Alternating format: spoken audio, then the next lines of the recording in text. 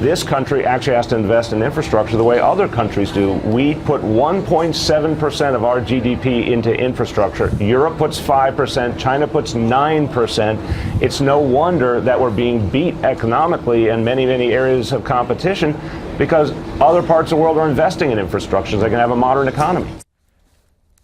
7 people are dead, over 100 in hospital. Some are fighting for their lives.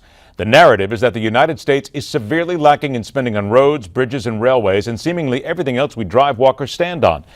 But while we are, as many say, a nation in need, we are also a nation in crushing debt. How can we, as a nation, provide quality public goods without bankrupting our kids? Let's get to work. Our first guest is the Director of Monetary Policy for the American Principles Project, who served as Mayor of Bogota, New Jersey for over a decade. Steve Lonegan joins us today on MidPoint. Steve, it's a pleasure to see you again. Ed, thanks for having me. I appreciate it. Steve, knowing full well I grew up in the New York area in that corridor as well, use that train a lot. You, of course, are there. It is a tragic event to think about, but we have seen these accidents before, the one that Amtrak suffered near Philadelphia. And while we're now looking towards the great possibility of human error, Steve, we must take into account that our infrastructure, especially in that corridor, is crumbling underneath our feet, and we can't seem to pay for it. Well, the government's priorities seem to be misplaced. We've spent some $14 to $18 trillion on something called the war on poverty over the last 40 years and have seen no results. A lot of money that could have been put into something meaningful, like real infrastructure repairs. However, I think it's important that we take a step back from this accident and really analyze what caused it before we assume it was infrastructure. Now, Ed, I'm not saying we shouldn't be investing in our infrastructure, but we still have a much better infrastructure than China. I don't care how much they spend of their GDP, which is one of the clips that you had a little bit earlier. Those bridges fall down every 2 days. So we have a lot of work to do. Now, the question is, what do we do about an $18 trillion staggering national debt? Well, we need to grow a real economy with true economic growth. If we increased our GDP growth rate to 4.5% alone from, say, 3.5% going forward, we could see that debt reduction start overnight. Okay, but then let's see if we can start that, Steve. We only have short times, and I want to make sure that we at least push this forward then.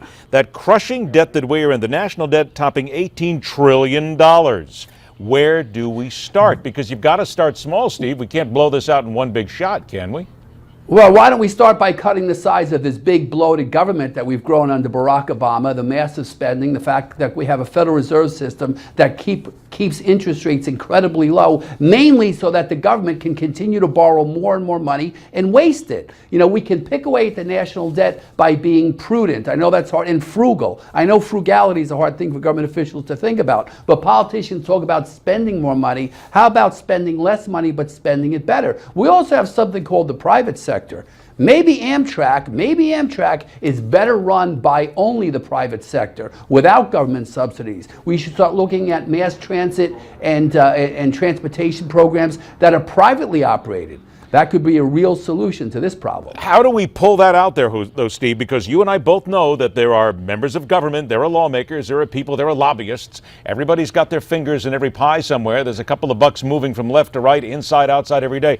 So how do we then change this structure, if you will, and still get it done and make the lawmakers do it, hold them accountable? Okay, Ed, why don't we start by electing a president who believes in the Constitution, who's committing to cutting the size of government, who believes in the private sector and free enterprise, and then getting a Republican Party that has the backbone to back up that message. I think that's step number one. I don't think so. I know so. What about until those, we Steve, elect because the right people? You and I both know that as we talk about this, and there's people that are going to look and say, Steve's absolutely right, but you know that there are people on the left who will say, hang on a sec, you know and I know, this is the left talking, that the only reason we're here is because of the spending policies of the administration before Barack Obama. You know, you hear that all the time. How do you blunt that and prove that that is simply not the case?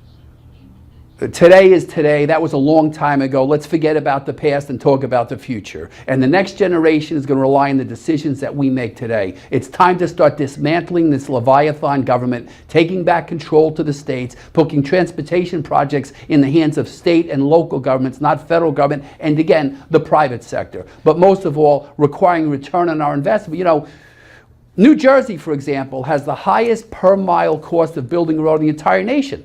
No wonder we can't afford to rebuild our bridges. We spend more money on building roads. We could do away with project labor agreements with Davis-Bacon. We could allow merit non-union shops to do transportation projects. That would cut the cost of transportation projects some 30%. Again, let's rely on the private sector. Let's unleash the animal spirits of private sector and free enterprise, grow this economy, rebuild the infrastructure, put America back where it belongs, and that is the world's leader in economic growth. Is it just too unpopular an item, Steve, for politicians to run on right now? Because when it comes to the debt, we don't hear it anymore. I remember a time, and it wasn't all that long ago, within the last couple of years, where we heard them talking about the debt at every single stump. But now it's as if it's magically taken care of itself. You know what, Ed? I'm right here, right near Times Square, and they started a debt clock here when I was in high school back in the 70s. And I remember that clock approaching 900 billion. Can you imagine that? It was approaching 900 billion back in the late 70s. Now it's 18 trillion. That clock has not stopped ticking a mile a minute for almost my entire lifetime. And who's going to pay this back? It's not going to be me or you. It's going to be somebody way down the road, and that's tragic. Look, but isn't it so possible? Do we have the guts to do this? Okay, when we talk about the guts sorry. to do it, let's get to something else here. Is it just possible that we have to look at the fact that, and people are going to say, wait a minute, you're being a scare tactic, you're using scare tactics. But if we don't do something now, this country, if you look at 18 trillion, what about 20 trillion? What about 30 trillion? Where does it stop? I mean, it's not as if we can just go ahead and bust out the United States. But I remember a movie a long time ago called Americathon, which talked about a United States that was completely bankrupt, and they held a telethon to basically get the country some more money. It looks like we're heading that way.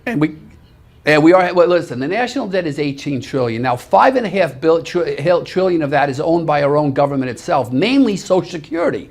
The number one holder of our national debt is the Social Security Trust Fund. That's who has, the second behind that is the rest of the state governments and 401ks, and then behind that is Japan, and then China, and then Caribbean islands, believe it or not. I mean, this is really bizarre. So where does it stop? It stops when people start saying, we're not buying these bonds anymore, we're not investing in the U.S. anymore, and hopefully that doesn't happen. There's two ways that this is going to end. Either the government is going to stop bonding and spending, or we're going to put things back on track through a disaster. I don't want to see a major economic catastrophe. Then, Steve, I got about a minute left here. What is it that the American public can do right now? We're heading towards 2016 in the election, but what can they do? Maybe, and I hate to say this, but maybe we have to spend a little bit less.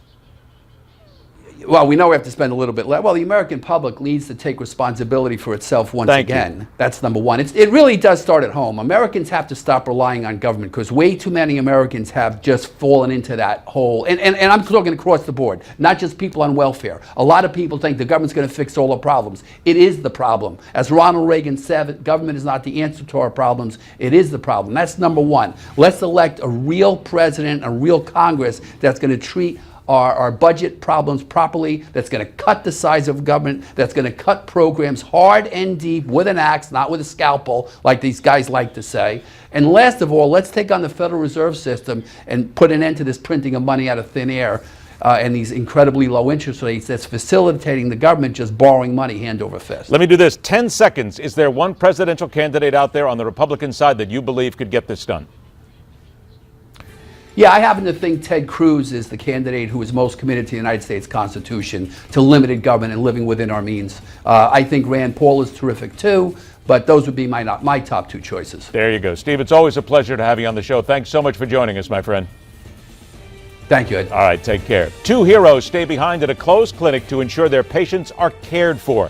Their story and how they saved lives and didn't take a dime for it. Next on MidPoint.